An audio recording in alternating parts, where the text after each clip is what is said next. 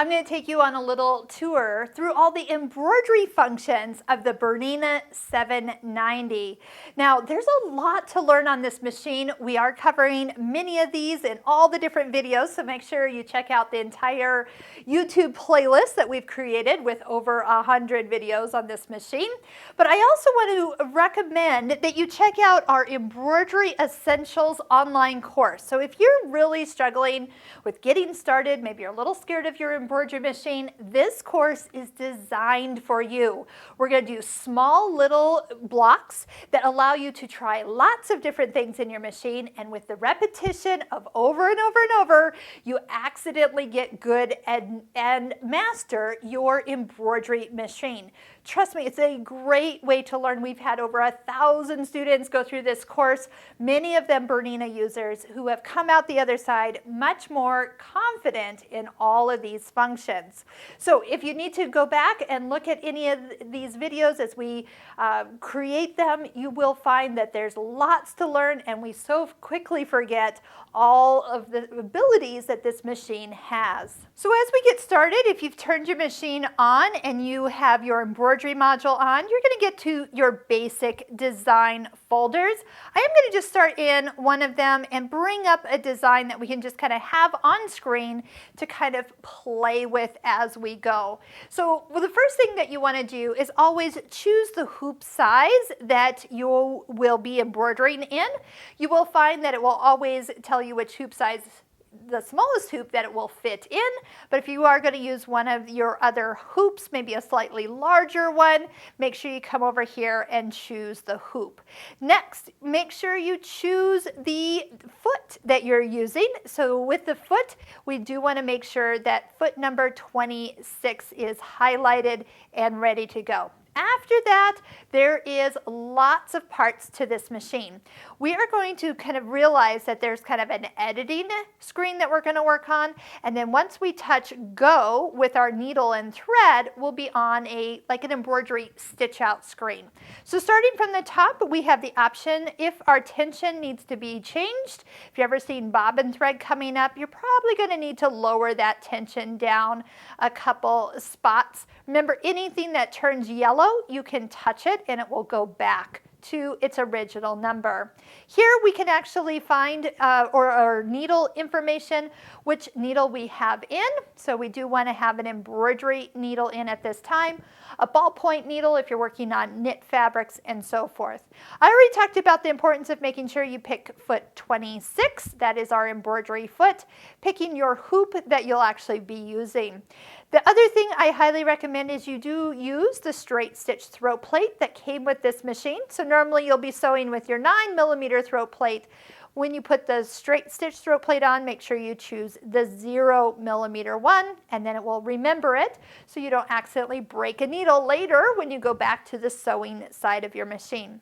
You're probably already guided to lower the feed dogs. So if this is yellow, the machine does see that they are lowered. Next, as you run low on bobbin, this will start to blink, and that will give you a reference of that you're getting close to the end of your bobbin. Size of your design and how many minutes it's going to take. Magnifying glass, we can zoom in. There's different times where we might zoom in to different levels for positioning or matching up one design to another design. As we move over here, the I for information, we reference this quite a bit. As we go in, we've got different things that we can do to the design, such as moving it. And anytime you see the hands coming up, we'll be able to actually turn the knob. So one knob might go up and down, the other one might go side to side. And again, as you find you want to go back to normal, touch anything that is yellow, and it'll go back to the default setting. You can always come back to that I, come into other areas, such as sizing or mirror image, duplicating a design that you already have on your screen, checking the design, and then also removing it and doing a trash can. So there's lots of information that you'll be using in this particular area. If you're adding a design to what you have here, touch the plus. It'll come back out, let you get another design. I don't even know if this will fit, not without rotating, but we can definitely see that now we have two designs on screen. And once again, I'm going to delete delete that. So there's that use of the trash can already. And are you sure? Yes, I am. Perfect. So now I'm just kind of back to where we started.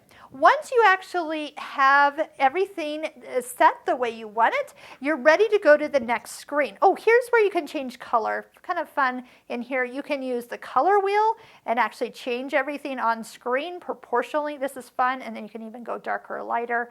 Love this option, kind of fun. If you want to see what it's going to look like with the threads you're going to use, you can actually go in and change each of the colors to your threads and see it virtually before you stitch it. Oh, I did change it a little bit. When you're ready to stitch out, we're looking for the needle and thread. I have a hoop that's ready to go on, so I'm just going to put it on just so we can talk about the other functions on the next screen. Once it recognizes that hoop, touch the check mark. Now here, again, you'll see regular functions we've already covered, but now we're going to see how many colors we have, where we can jump through the different colors or and then stitch out the ones we want. We can do basting in the hoop, so if we have fabric that is not being hooped up, we can baste that in place. That is a nice feature to add here. We can also move the hoop as needed, so if it needs a slight justification, you can do that. Broken thread, if you need to fix or back up or go forward within a design. You want it not to cut the thread, you can turn that off. Here we can actually, I need a little reminder, color resequence, so you can actually change the order of your design and then also change it to monochrome so it does not stop in the middle, and then also to continue sewing like a endless type of embroidery option. So when you're done and you're finished, you can touch the folder, it will go up and out, and it will clear off the screen of your previous design and let you choose your next one. So here we have options to get to your USB stick if you have that plugged into the machine. But this is how you get to all the default designs. So I know that's a very quick little overview, and not all of it, not everything in full detail. So definitely check out all of our videos. Check out that online course. If you have a Bernina embroidery machine and it's just scaring you, that Embroidery Essentials course is truly one way to create something beautiful, try out different techniques, and really get comfortable with your machine.